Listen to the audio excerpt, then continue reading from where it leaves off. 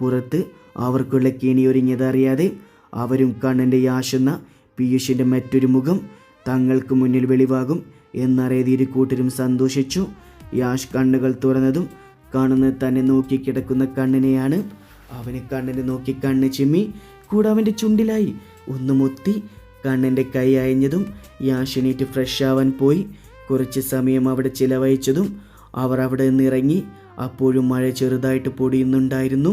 കണ്ണനാണ് drive ചെയ്യുന്നത്. യാഷ് അവനോട് ഒട്ടിയിരുന്നു. അല്പം മുന്നോട്ട് പോയതും മയക്കാർ മൂടി ആകിരിട്ട് പകർന്നിരുന്നു. പെട്ട് തൻ്റെ കണ്ണിലേക്ക് എന്തോ പാഞ്ഞു വന്നതും കണ്ണൻ തല വെട്ടിച്ചതും അവൻ്റെ ബൈക്ക് മറിഞ്ഞു. യാഷ് തെറിച്ച് റോഡിന് സൈഡിലേക്കായി വീണു. കണ്ണൻ റോഡിൽ തന്നെയായിരുന്നു. എന്താ സംഭവിച്ചെന്നറിയുന്നതിന് മുന്നേ അവനെ ബന്ധിക്കപ്പെട്ടിരുന്നു.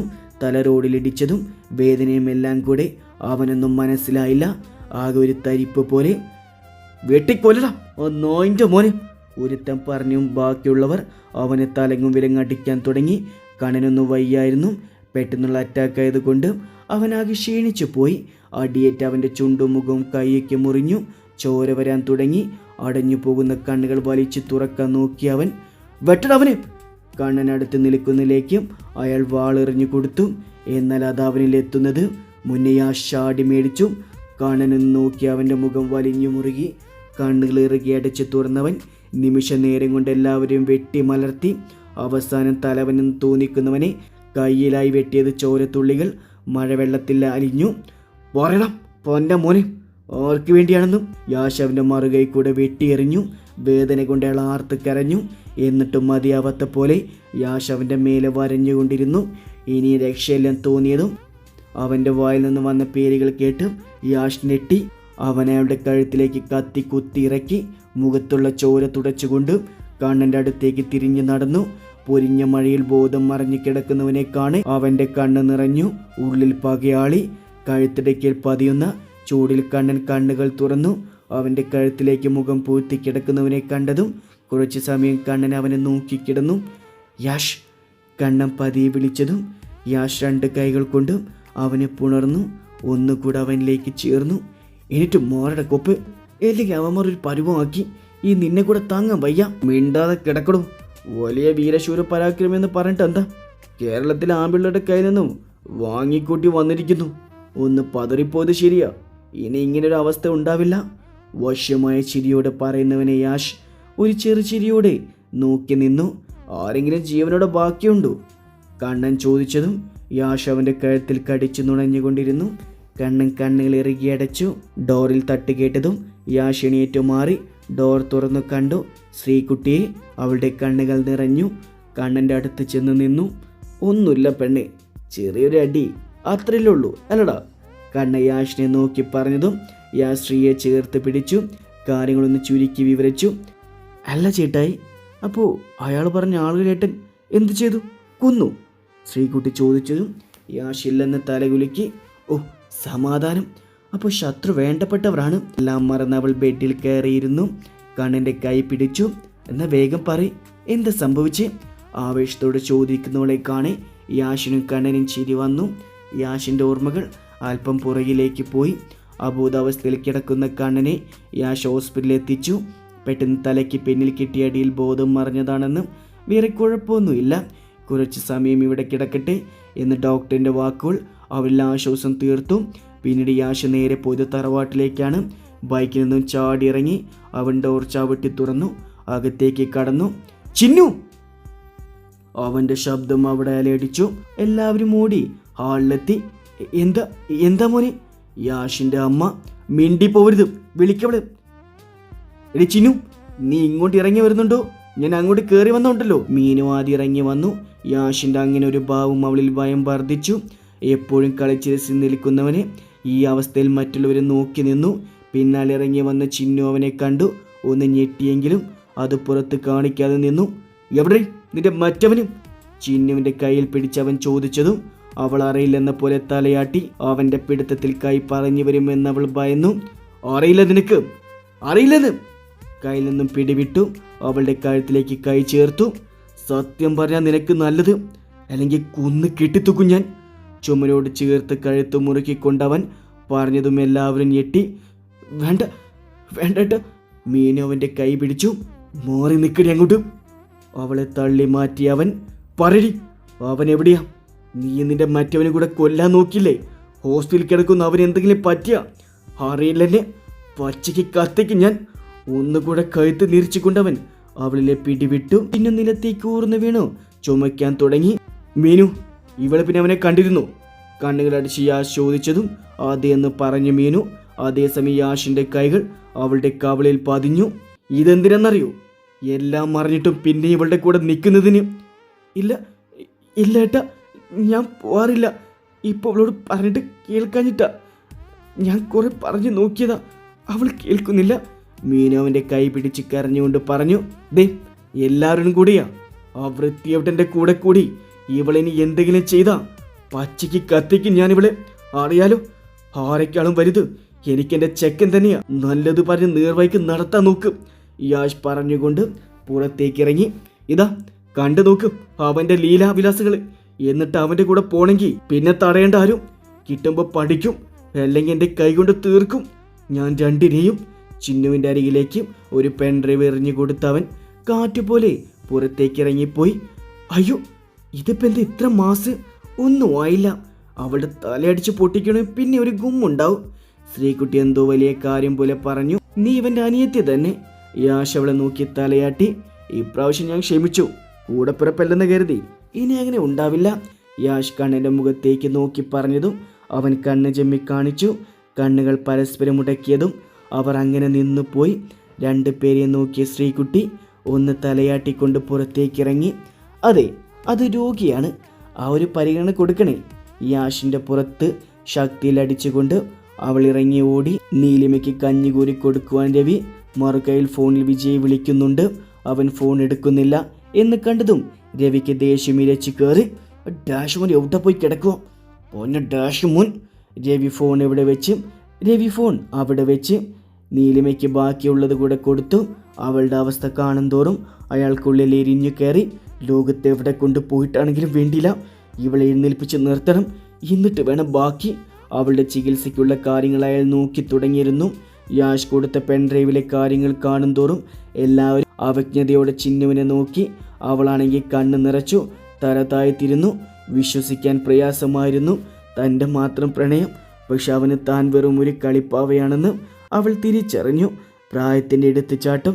ഇത്രയും വൃത്തികെട്ടവനാണല്ലോ വിജയ് എന്നവൾ ആ നിമിഷം ബോധ്യമായി. കൂടുതൽ കാണാൻ നിൽക്കാതെ അഞ്ജലി ലാപ്പ് അടച്ചു വെച്ചു. കണ്ടില്ലേ അവൻ്റെ മഹിമ? എല്ലാവരും ഓരോന്ന് പറഞ്ഞു. അവളെ കുറ്റപ്പെടുത്താൻ തുടങ്ങി. എല്ലാത്തിനും താൻ ബാധ്യതയാണെന്ന് ഉറപ്പോടെ അവളെല്ലാം കേട്ടു നിന്നു. യാഷ് കണ്ണൻ്റെ അടുത്തേക്ക് കിടന്നു. അവൻ്റെ നെഞ്ചിൽ തലവെച്ചു. കണ്ണൻ ഒരു കൈ കൊണ്ട് അവൻ്റെ മുടിയിൽ തലോടി. അവനെ എന്തു ചെയ്തു? പറഞ്ഞയച്ചു അങ്ങ് പരലോകത്തേക്കും. ഇതേ സമയം തനിക്കൊന്ന് മരിച്ചു കിട്ടിയാൽ മതിയായിരുന്ന മട്ടിൽ വിജയ് അലറിക്കൊണ്ടിരുന്നു വേദനയാൽ. ഇരുട്ടുമുറിയിൽ വേദനയാൽ പുളയുകയായിരുന്ന വിജയ് തൻ്റെ അരികിലേക്ക് ആരോ വരുന്ന പോലെ തോന്നിയതും അവൻ കണ്ണുകൾ വലിച്ചു തുറക്കാൻ ശ്രമിച്ചു.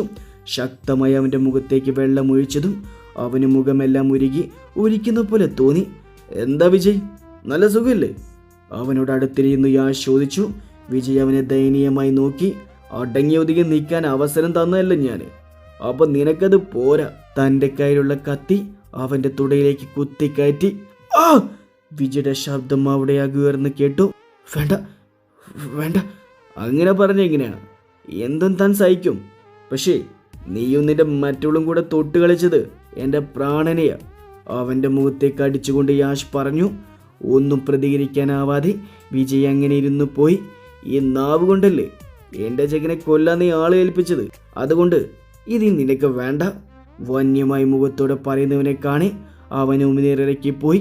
നോ നോ, വിജയ് എങ്ങനെയൊക്കെയോ പറഞ്ഞൊപ്പിച്ചു. പീറ്റർ, യാഷ് വിളിച്ചതും അവൻ്റെ വിശ്വസ്തനായ കൈയാളം കൊണ്ട് വന്നു. യാഷ് കണ്ണ് കാണിച്ചതും പീറ്റർ ചിരിയോടെ വിജയുടെ അടുത്തേക്ക് ചെന്നു. അവൻ്റെ വായ തുറന്ന് പിടിച്ചതും തൻ്റെ കയ്യിലുണ്ടായ ആസിഡ് അവൻ്റെ വായിലേക്ക് ഒഴിച്ചു. യാഷ് ഒന്ന് ഉറക്കി അലറാൻ പോലും കഴിയാതെ അവൻ അങ്ങനെ ഇരുന്നു. തൻ്റെ കലി തീരുവോളം യാഷ് അവനെ ചതച്ച ഒരു പരുവുമാക്കി. ശേഷം തൻ്റെ കയ്യിലുള്ള കത്തി കൊണ്ട് അവൻ്റെ കഴുത്തിലായി വരച്ചു. പിടഞ്ഞ് അവൻ്റെ അവസാന ശ്വാസം പോകുന്നു. യാഷ് തികഞ്ഞ സംതൃപ്തിയോടെ നോക്കി നിന്നു. പീറ്റർ, യാഷ് വിളിച്ചതും അവനെല്ലാം മനസ്സിലായതുപോലെ തലയാട്ടി. തൻ്റെ കയ്യിലുണ്ടായ കത്തി അവിടെ ഇട്ടു.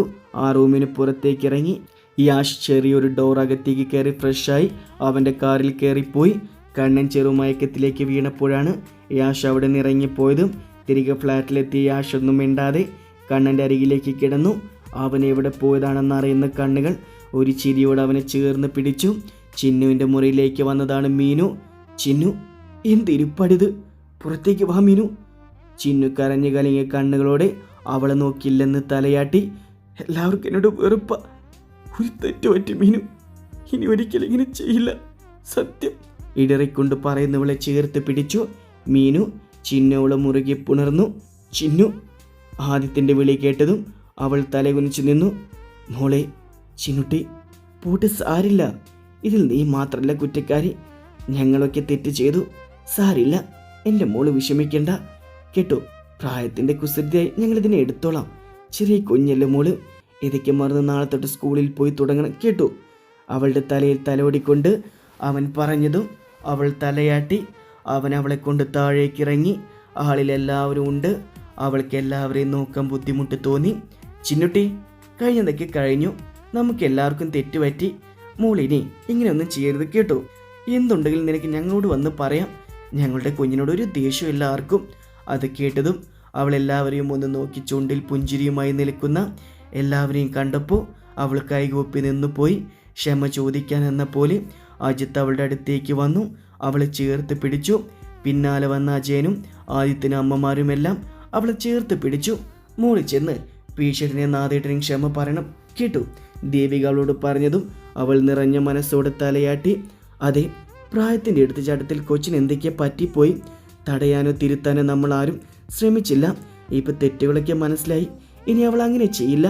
പിള്ള തൻ്റെ ഭാര്യയോട് പറഞ്ഞതും അവരത് ശരിവയ്ക്കും പോലെ തലയാട്ടി. ഏട്ടാ, കണ്ണേട്ടാ, യാഷേട്ടാ. ശ്രീകുട്ടിയുടെ ഡോറിൽ തട്ടിക്കൊണ്ടിരുന്നു. മനപ്പുറം വിളി കേൾക്കാതെ നിൽക്കുവാനെന്ന കാശ്മീലമാർ.